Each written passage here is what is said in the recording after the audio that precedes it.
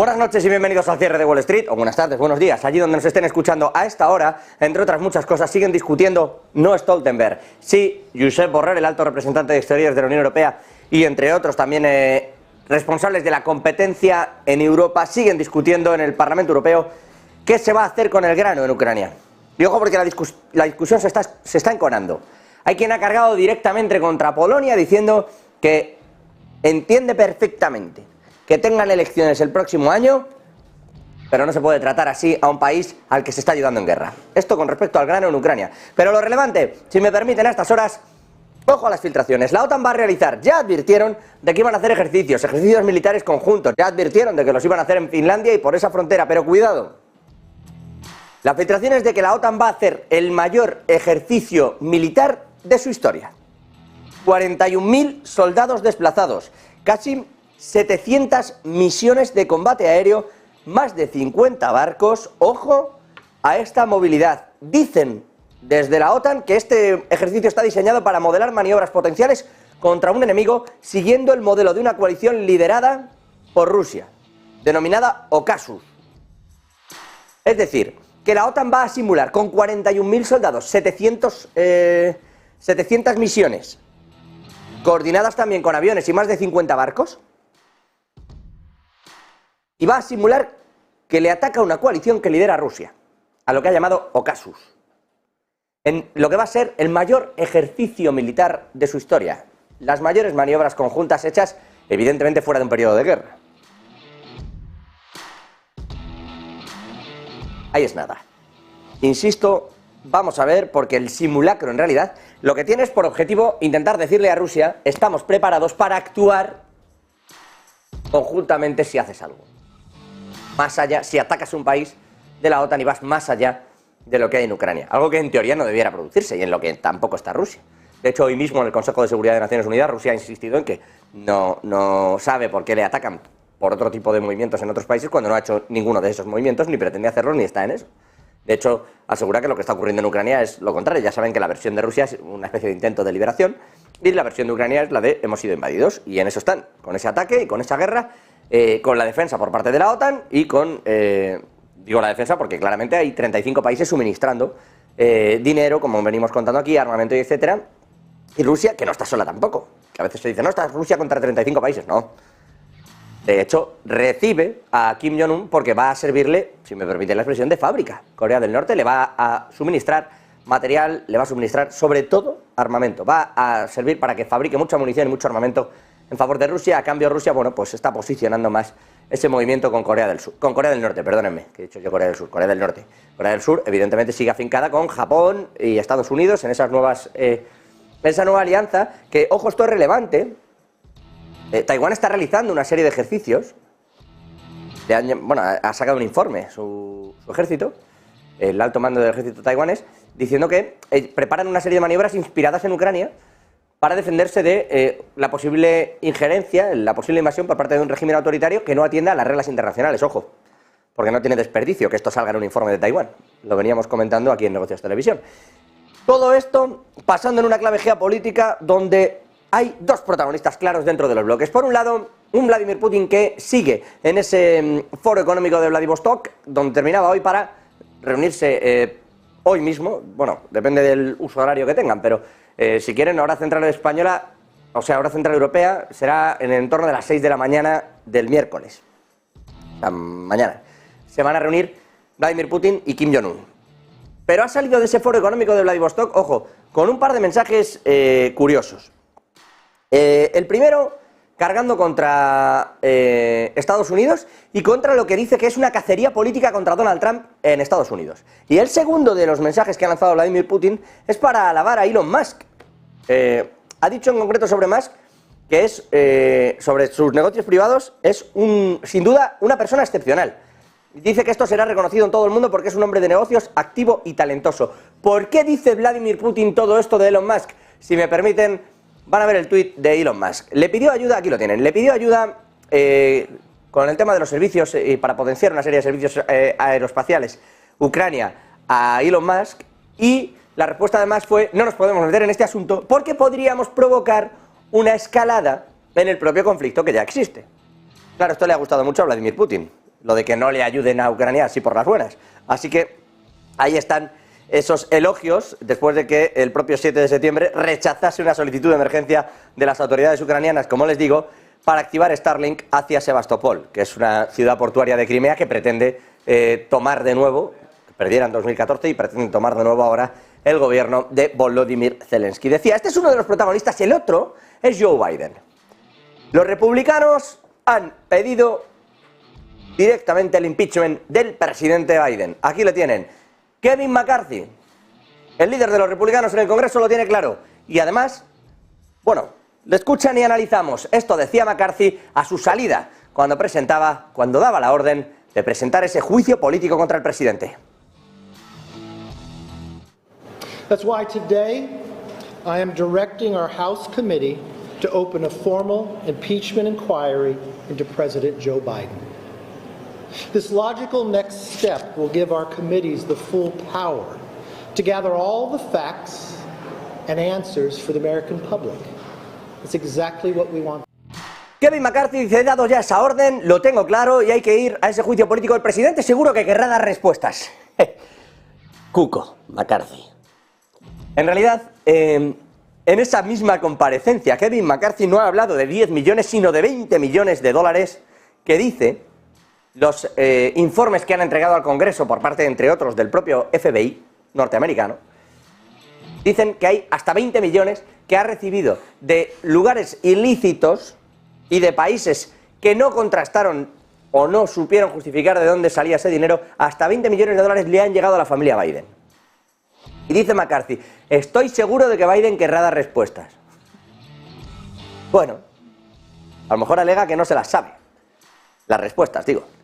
20 millones de dólares ya, esa es la suma que de momento le están o le sirve para inculpar al Congreso, a los republicanos, a un Joe Biden que vamos a ver cómo llega también a las próximas elecciones en 2024.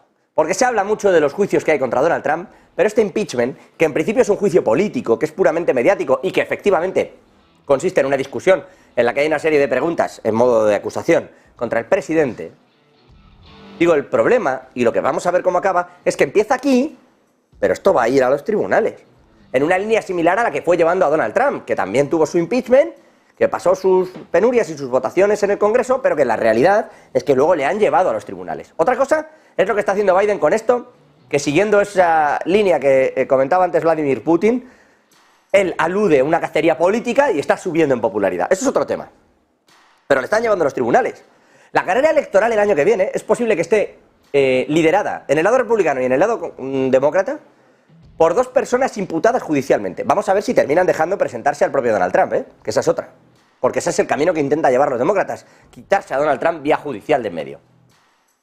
Pero cuidadito, que acaba de empezar otra carrera muy parecida por parte de los republicanos. Insisto, formalmente impeachment a Joe Biden. Y en lo económico, muchas cosas, muchas cosas. Vamos a empezar por la última hora, por una información que apunta ya, está ya apuntando a que el director ejecutivo de BP, Bernard Looney, está a punto de dimitir. Dice Financial Times que ya ha contrastado la decisión con distintas personas y que Looney, que por cierto, lleva desde que tenía 21 años y tiene 53 en la compañía, en BP, que está a punto de dimitir, que el irlandés, que en su momento fuera nombrado director ejecutivo en 2020, y que su idea era, bueno, pues ir hacia una idea de transición energética, de búsquedas de energías limpias dentro de BP, que esto siempre resulta curioso, ¿no? Que las petroleras se enmarquen en este asunto.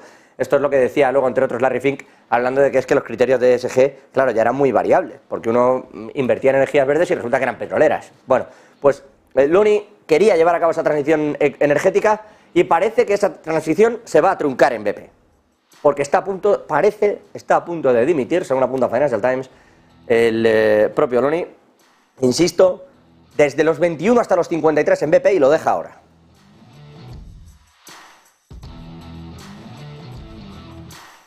No sé.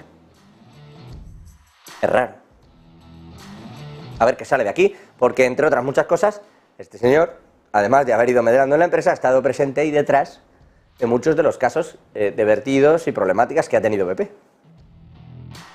Así que esta es la primera de lo que seguramente vaya a ser un reguero de rumores e informaciones acerca de la salida del director ejecutivo, que, insisto, pareciera va a dimitir, según apuntan distintas fuentes. Bueno, esto en ese apartado más empresarial, si me permiten, en el sentir, en el puro sentir, y antes de irnos a Estados Unidos, que tiene lo suyo, Europa lo está pasando mal. No lo dice Negocios Televisión, lo dicen los datos. Índice ZEW de expectativas. Aquí lo tienen. Hoy alguno apuntaba desde Europa, es un índice alemán, y hoy alguno apuntaba, bueno, no está tan mal. Ha subido un poco, al menos 11,4, bueno, venía del menos 12,3. Pero claro, estamos hablando, insisto, del índice mes a mes. Pero si vamos mirando todo el índice de condiciones, no solo el mensual, sino, oye, y este es el de expectativas, pero ¿cómo van las condiciones económicas? Es esto aquí. O sea, cuando uno le pregunta a los empresarios, oiga, y a los inversores, ¿dónde ven ustedes la economía en Europa? Dicen, bueno, por expectativas económicas aquí, que no es que esté bien. Viene del menos 12,3 y se va al menos 11,4, pero bien no está, o sea, está negativo. Y como pueden ver ustedes, en el histórico, es verdad que ha habido picos, claro, sí, la crisis de deuda, estamos hablando también de aquí, la crisis de la pandemia, etcétera, etcétera. Pero, al margen de esos picos, no estamos para tirar cohetes, ¿eh? Y es verdad también que se dio este pico aquí abajo cuando todos supimos que la economía alemana iba a hacer el año que está haciendo. Luego nos fuimos recuperando pensando que Alemania se recuperaría, y como no se ha recuperado, pues vamos dando estos bandazos. Esto con las expectativas. El problema es que las condiciones económicas están en el menos 79,4. ¿Se dan ustedes cuenta? Miren el histórico, estamos yéndonos hasta 2015. Y fíjense, es espectacular. Hay movimientos, insisto, como los de la pandemia, etcétera, que sí, que nos van marcando esa línea, pero que es que desde 2015 nunca había pasado. Fíjense. Y dicen, bueno, pues sí ha pasado una vez que haya un pico tan bajo. Sí, toma. Con toda la estructura europea paralizada y la gente sin salir de su casa. Y estamos en una línea parecida. A ver qué dice el Banco Central Europeo. Pero esto no es salud económica. Ni se le parece. En fin, las perspectivas para Alemania pues ya están. Es verdad que hay una visión más optimista. Bueno, pues si quieren mirarlo así, esto parece que pudiera levantarse un poco la parte de expectativas. Vamos a ver si entre la flexibilización de tipos en China, si la salida poco a poco parece el fin de la subida de tipos de interés en Estados Unidos se da sin que haya una recesión, si de verdad cambia el entorno económico y si en Europa se estabiliza esa guerra, bueno, vamos a ver si salimos de ahí. Pero con todo esto juega un Banco Central Europeo que, como venimos contando aquí, sube tipos de interés y no está claro que el efecto sea real. Vamos a ver qué cuentan esta semana allí en Frankfurt, donde por cierto estará nuestro compañero Sergio Fernández. Pero no se crean que solo nos va mal aquí. A pesar de que va muy bien y de que están vendiendo los Bidenomics en Estados Unidos como si fueran maravillosos, la política económica del presidente Biden esos Bidenomics, es estupenda, es fantástica, salvo si miras determinados índices que curiosamente les gustaba mucho de medir a los propios demócratas cuando no estaban en el poder, cuando estaba Donald Trump. Por ejemplo, índice de pobreza infantil en Estados Unidos. Se duplicó en 2022, es el mayor aumento registrado en un año. ¿Por qué? Bueno, pues porque las redes que se pusieron para proteger a las familias durante el tiempo de pandemia, en 2022 terminaron de vencer. Y lo mismo que la justicia le dio un palo a los créditos estudiantiles, y bueno, a la condonación de créditos estudiantiles por parte del gobierno de Biden, resulta que, claro, hubo que levantar determinadas ayudas que había, y eso ha hecho que mucha gente que se había endeudado conforme a estas ayudas y que esperaba tener una serie de créditos, sobre todo que económicamente se había fiado de que lo que llegaba del gobierno era suficiente, de repente cuando le han cortado esas ayudas ha ocurrido esto, ¿no? Y es que la proporción de personas menores de 18 años que viven en hogares por debajo del umbral federal de pobreza aumentó. Mínimo histórico, 5,2% en 2021, que estaba, se ha ido al 12,4% en 2022. Insisto, el mayor aumento de ese 5,2 al 12,4, el mayor aumento en un año de toda la serie histórica. Las tasas de pobreza también es la primera vez que aumentaban desde 2020, del 7,8 en 2021 al 12,4 en 2022. Así que ya con esos datos Bueno, pues veremos. Desde el Consejo de Asesores de la Casa Blanca, el Consejo Económico, han dicho que esperan efectivamente que esas tasas de pobreza infantil aumenten y que las familias queden vulnerables a una inflación porque ha expirado el crédito tributario a los hijos, que le iban dando a quienes habían tenido hijos o tenían hijos a su cargo menores de 18 años. Y como eso expira, pues ahora el personal, insisto, que se había endeudado o que tenía planes con este dinero, si no ha echado bien las cuentas, tiene este problema. Por cierto, ya que estamos en Estados Unidos, se vuelve a hablar de si va a cerrar o no el gobierno. Nuevamente hace falta dinero. Por estas cosas, Fitch le bajó la calificación, puso esa perspectiva de pronto en negativo a Estados Unidos, porque la sensación de que siempre hace falta más dinero no le gustaba a Fitch. Prefiere la sensación de que estás arreglando las cuentas. Y vuelve a hablarse de ese cierre gubernamental. Marta Vilar, muy buenas noches. ¿Exactamente qué se dice y cómo está gestionando esto la administración Biden? Día clave en Estados Unidos este 12 de septiembre porque vuelve la actividad al Congreso de los Estados Unidos, a la Cámara de los Representantes, después de un parón de verano que ha durado 6 semanas.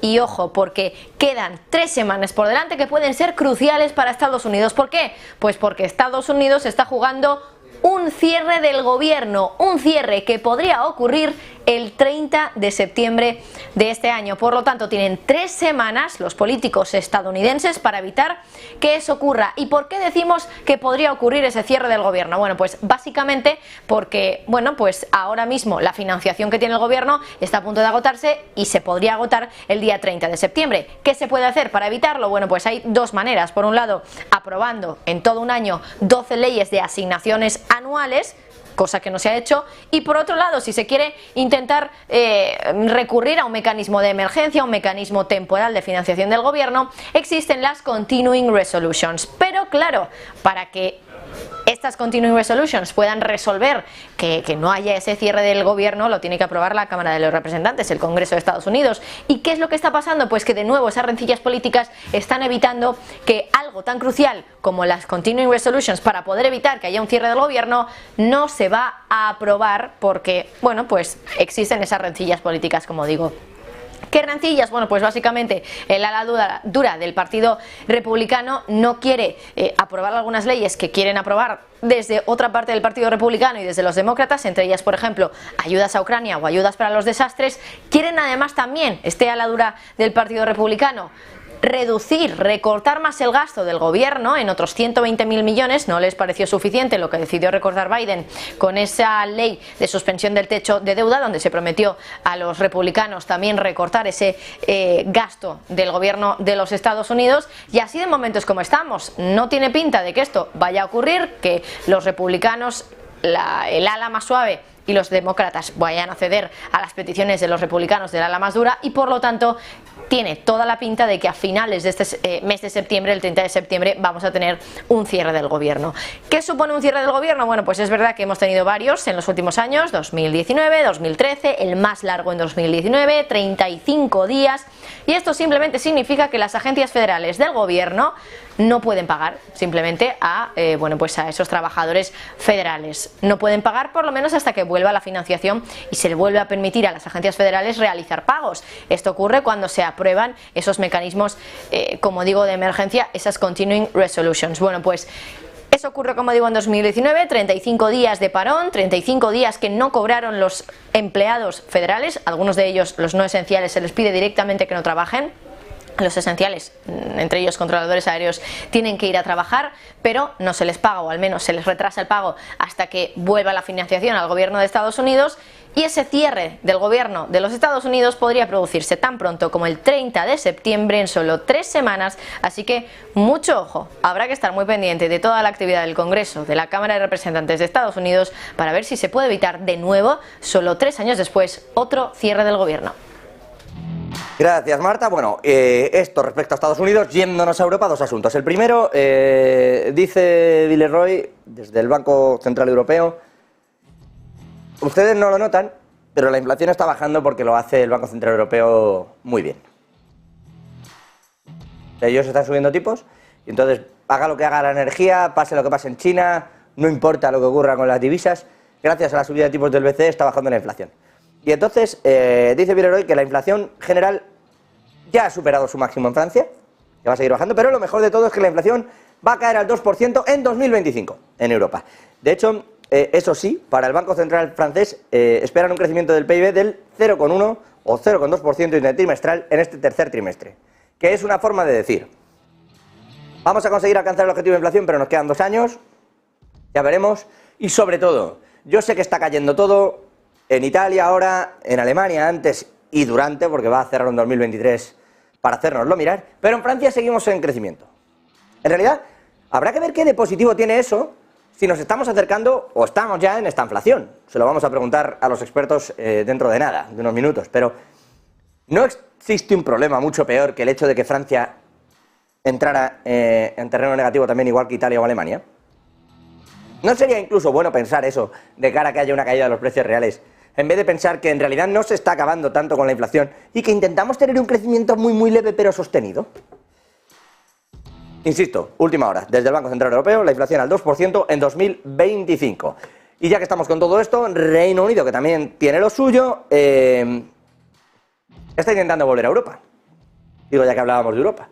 Lo está intentando, pero de manera sutil. Primero con el acuerdo del Horizon, y hoy Rishi Sunak y su gabinete intentando cerrar acuerdos con Frontex. Ya ven ustedes, la división de fronteras de Europa, intentando, bueno, pues lograr nuevos acuerdos que le permitan mejorar el intercambio, la migración entre un lado y otro. Curiosísimo, cuando este además era uno de los caballos de batalla del Brexit, que no van a venir aquí el resto de europeos a coger nuestro dinero porque somos millonarios. Y resulta que no lo eran tanto y ahora hay que intentar volver. Y en eso está Sunak, intentando que el Brexit deje de parecer un Brexit. Javi Luengo, ¿en qué consiste exactamente ese acercamiento? ¿Qué quieren de Frontex? Muy buenas. Sí, ¿qué tal? Una era post-Brexit que poco a poco se parece más a un nuevo acuerdo de integración de Reino Unido dentro de la Unión Europea. Y lo decimos porque una semana después de conocerse la alianza en el terreno científico de Reino Unido, de Londres, con el Ejecutivo Comunitario, con el resto de países de la Unión Europea, ahora se sabe que lo que quiere el Ejecutivo de Rishi Sunak es volver también a nuevos acuerdos, en este caso en materia de control de fronteras. Quiere volver a la agencia Frontex para poder mantener nuevos controles en el área de Schengen y también en las costas de este territorio. Lo que pretende el Reino Unido es ayudarse y valerse también de parte de los recursos de la Unión Europea para acelerar el control de lo que llega a su país, sobre todo por el paso de Calais en el Canal de la Mancha, que le ha llevado a varias disputas con Francia en los últimos meses. Por poner datos sobre la mesa de Frontex, la utilidad que tiene una agencia como esta para la Unión Europea: un control sobre más de 13.000 personas, miles de documentos incautados, documentos falsificados y también controles de droga, más de 147 toneladas de droga incautadas por Frontex. De esto quiere valerse Reino Unido para acelerar una cooperación y, en un asunto más, entrar dentro de nuevo de la Unión Europea. Gracias, Javi. Y ya que estamos con este asunto de lo que hace o deja de hacer Europa, Occidente, ya saben que siguen imponiéndose sanciones y, ojo, porque este calor de las sanciones, entre otras muchas cosas, lo que está haciendo es que los BRICS busquen nuevas alianzas. Sergio Fernández, ¿cuáles han sido sus últimos movimientos? Buenas noches.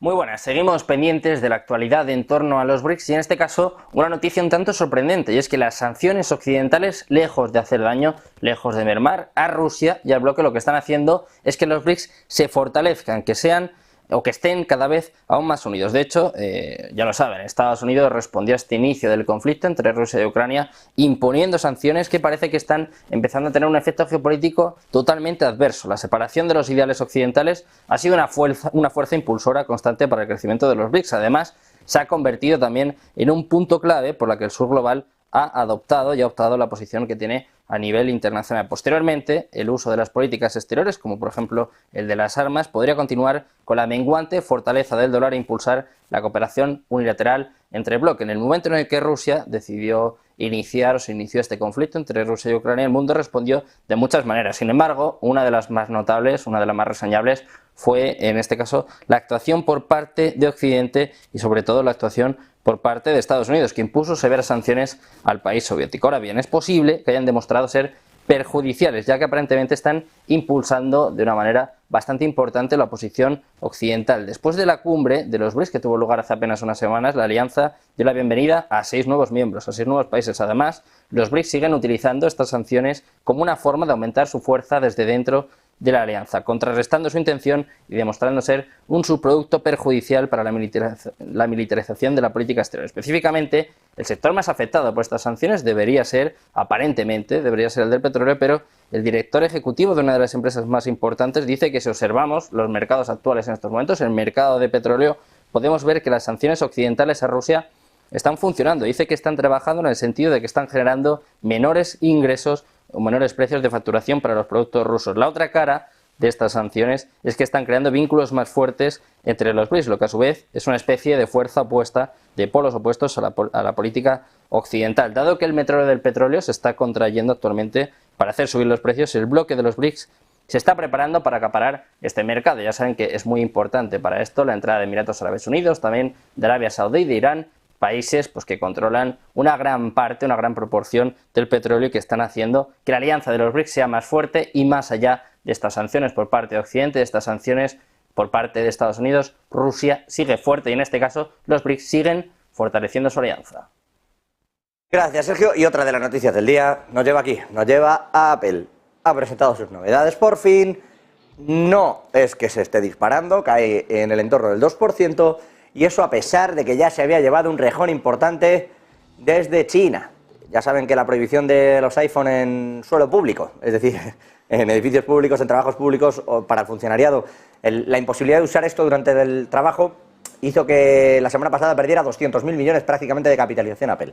Hoy presentaba algunos de sus productos, por cierto ha cerrado el primer iPhone hecho íntegramente en India, como algo, bueno, oye, proyectamos esto y podemos ir más allá de China, pero la cosa no está saliendo como esperaban. ¿Qué ha presentado? ¿Cuáles son las novedades? ¿Qué han dicho en esta conferencia? Siempre muy seguida. Javi del Valle, siguiendo la compañía de la manzana. Muy buenas, ¿qué se ha contado? Muy buenas tardes, José. Pues efectivamente hemos seguido todo el evento, todo este evento especial donde se presentaban 2 nuevos productos. El nuevo Apple Watch, el Serie 9 y también el nuevo iPhone 15, que como dices ya se podrá ver iPhones producidos completamente en India, aunque eso sí, la mayor producción, por supuesto, de Apple sigue residiendo en China y de ahí es donde vendrá la mayor producción de los iPhone 15. Presentan esta nueva generación del Apple Watch, es el Series 9 que incorpora el chip S9 y que dicen que es un 30% más rápido, pero eso sí, que mantiene la batería, 18 horas de batería se mantiene en el nuevo Apple Watch Serie 9. Permite localizar los iPhones con una precisión mucho más exacta e introducen, que ha sido, por así decirlo, la mayor novedad del evento, o lo que más ha hecho repuntar ligeramente durante unos minutos la acción antes de la presentación del iPhone 15, introducen el Double Tap, que es un nuevo mecanismo por el cual si tú estás pues ocupado con una de tus manos porque estás usando el teléfono o estás cogiendo un café o haciendo cualquier otra cosa y necesitas tocar el móvil en tu muñeca, el reloj en tu muñeca, el Apple Watch, pues si no puedes tocarlo puedes hacer un movimiento de dedos, puedes tocar tus 2 dedos y eso generará una acción en el Apple Watch. Puedes descolgar llamadas, colgarlas, apagar, por ejemplo, la alarma cuando te despiertes y muchos otros cambios. Así que podríamos decir que se puede ya usar el Apple Watch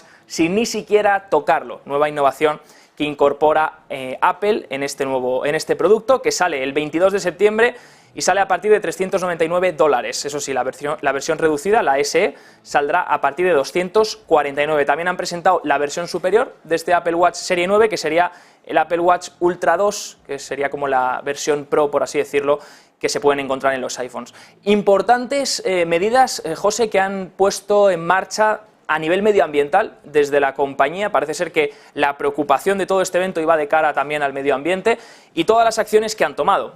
Eliminan todo el plástico utilizado en los envases a partir del año que viene. Apple dice también que está gradualmente eliminando el cuero de sus fundas para iPhone. De hecho ya las han eliminado, el cuero de las correas para el Apple Watch. Transportarán, dicen, más productos por mar y por agua, por supuesto, en vez de aire para reducir las emisiones. Reducirán también el gasto de agua, algo que ya están haciendo. Y Tim Cook ha dicho que todos los productos de la compañía serán de impacto cero de carbón para 2030. Y de hecho ya el Apple Watch es impacto neto cero, así que ya tienen de hecho un nuevo logotipo que aparecerá en las cajas. De hecho, el nuevo Apple Watch es de aluminio, el primer producto, como les digo, neutro en carbono que presenta la compañía. Lo más esperado, el iPhone 15, José. Esto ha sido lo que todos los inversores estaban mirando. ¿Hay alguna novedad? ¿Hay algo que realmente justifique la compra del nuevo iPhone y pueda hacer que Apple empiece a recuperar de nuevo esas ventas en este segmento? Porque lleva unos trimestres de capa caída con el crecimiento de las ventas en la parte de iPhones, y pues parecía ser que esto podía ser un catalizador a lo mejor para potenciar de nuevo ese segmento, pero parece que no ha terminado de convencer. Vemos un mercado que sí, hasta ahora, pues ahora ya en los últimos minutos, tras una vez finalizada la presentación, repuntando un poco, pero en cuanto se ha dado la presentación del iPhone 15, el mercado no se lo ha tomado bien. De hecho, en cotización por minutos, pues caía ligeramente hasta el menos 2% intradiario, pero aún así, ¿qué han incorporado? ¿Qué trae el nuevo iPhone? Bueno, pues mejoran la iluminación, trae dos modelos, el iPhone 15 básico, el 6,1 y el 6,7 pulgadas. Tendrá un diseño, dicen, completamente nuevo, pero si somos sinceros, hemos visto el diseño aquí en Negocios Televisión y es prácticamente igual que el iPhone 11, prácticamente muy parecido. Eso sí, trae unos colores pastel nuevos que podríamos decir, puede ser justificante para que algunos compradores pues tomen el paso, pero no creo que sea algo para todos. Nuevo sistema de cámara, por supuesto, 48 megapíxeles, pero una cámara mejorada que va a dar una sensación, una calidad mucho mejor que los anteriores. Dicen que es la mejor calidad que van a tener en cámaras hasta el momento. También la conectividad la han mejorado y todos los cargadores, lo que temíamos y lo que esperábamos por la regulación, finalmente todos los cargadores serán de USB-C para absolutamente todos los productos que contenga Apple, incluidos también los AirPods. Apple también confirma que el iPhone de gama alta se va a llamar iPhone 15 Pro Max, al igual que se ha llamado anteriormente. Se especulaba que se podía llamar el iPhone 15 Ultra, pero no ha sido así. Se llama el iPhone 15 Pro Max, que se va a llamar, va a venir con el modelo Titanium y recibe un nuevo chip y un nuevo diseño, como les digo, de titanio. Modelos profesionales, dicen, más ligeros jamás creados hasta la fecha. Y la nueva novedad que incorpora este producto, el Pro, pues es un botón de acción, que sería el mismo botón que se utiliza para el silencio del iPhone. Ese botón lo han configurado para que se siga pudiendo utilizar para silenciar o poner el sonido, pero también para lanzar nuevas acciones. Algunas acciones u otras funciones, como configurar alguna serie de atajos. También pues, los precios se mantienen, por lo menos en el iPhone 15, se mantienen $999, sale a la venta el 22 de septiembre, en cambio el Pro Max sale a partir de $1.199 en lugar de los $1.099 que se esperaba. Sí, pero en China vas a vender menos y de eso no has hablado, nadie ha dicho nada y esto se le nota, dices tú, ahora va recuperando, es verdad, pero ha llegado a caer un 2% la cotización. Es decir, está bien que le cambies el color, está bien que le metas cositas, pero hoy no estás convenciendo al mercado, Javi. Mucho ruido al final en el día de hoy, pero prácticamente para quedarse igual que antes del evento. De momento pompa y fanfarria, en forma de colores rosas y tonos pastel, como dices, pero al mercado no le convence. Te vemos luego con las claves de Wall Street. Nosotros terminamos con dos asuntos. Uno, bueno, los dos en España. Uno, en lo tocante al aceite, que le llaman ya el oro líquido, por cómo se está disparando. Si me permiten, bueno, este gráfico es bastante ilustrativo. Miren, esto es la inflación general, que es verdad que ha ido cayendo. Esto es la inflación subyacente, que sigue por encima de la general. ¿Y por qué? Porque los alimentos están y siguen estando muy altos, por más que esté cayendo. Y esto es el aceite. La banda naranja que ven ahí, esa subida del 52%, eso es el aceite, esto de aquí. Esto hace, entre otras muchas cosas, que los precios de los alimentos suban. Pero es que, si me permiten, los alimentos llevan 17 meses subiendo más de un 10% en España. 17 meses por encima del 10%. Porque cuando te dicen, no, si la inflación está cayendo, no quiere decir que te vaya a costar menos el producto. Bueno, pero no sube tanto, el ritmo de crecimiento ha caído, no el precio. 17 meses por encima del 10% los alimentos. Es para agarrarse. Eso es lo que pagamos todos. Luego, ¿qué pasa con el poder adquisitivo? Pues eso pasa, eso es lo que pasa. Insisto, 2,6 en términos interanuales el IPC en España. 10,5 si quieren el precio de los alimentos. 17 meses, insisto, por encima de ese 10%. Y un último asunto respecto a la investidura en nuestro país, sobre si hay que dar o no amnistía, sobre si Pedro Sánchez va a ser o no presidente finalmente cuando se presente, que todavía tiene que ir primero Núñez Feijóo desde el Partido Popular a intentarlo. Bueno, va a lograr Pedro Sánchez el apoyo de Junts vía una amnistía que ya andan diciendo algunos miembros del gobierno que no tiene sentido ni se va a poder hacer antes de la investidura, como diciendo ya veremos. ¿Tiene sentido? Bueno, hoy se ha pronunciado el expresidente Aznar, que calificativos al margen ha dicho esto. No será la primera vez que la fortaleza de la sociedad española se pone a prueba. La involución, el terrorismo, la sedición han querido frustrar nuestra voluntad de convivencia. Pues bien, hay que decir de nuevo, basta ya. España no puede volver y no va a volver a un sistema basado en la exclusión, en el sectarismo, ni en la destrucción programada de la nación. Bueno, esto respecto a un José María Aznar que, insisto, llamaba a pronunciarse como contra ETA por el asunto de la amnistía. Bueno, pues cada uno con sus lecturas. Desde el gobierno han dicho que es que está provocando un golpe de Estado. Como ven, podemos volver al 36 y somos todos igual de exageraditos, y la realidad es que igual deberíamos sentarnos de otra manera. Pero bueno, no vamos a entrar en esta problemática. Si me permiten, hasta aquí las noticias del día, pero ha hablado Vladimir Putin. El presidente ruso ha dicho que lo que está esperando es que Ucrania agote sus hombres y sus armas, y entonces, ha dicho textualmente, ya veremos. El presidente Vladimir Putin dice que está preparado para una guerra larga y que su visión del futuro fin de los combates en realidad cuadra con un escenario que no tiene que ver con una negociación, sino con la victoria. Dice que en concreto dice textualmente, solo cuando Ucrania esté agotada en cuanto a hombres, equipos y municiones, se podrá hablar de paz.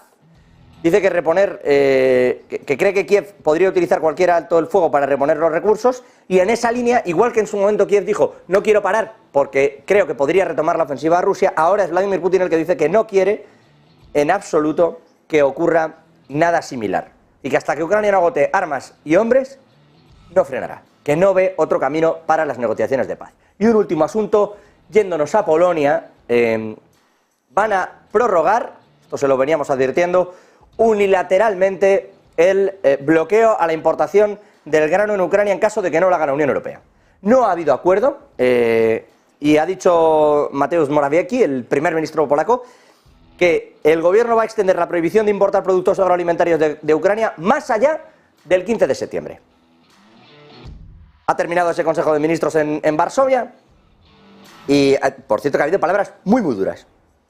Se ha cargado contra Morawiecki diciendo que es que no están siendo solidarios para con Ucrania y que solo están pensando en las propias elecciones polacas.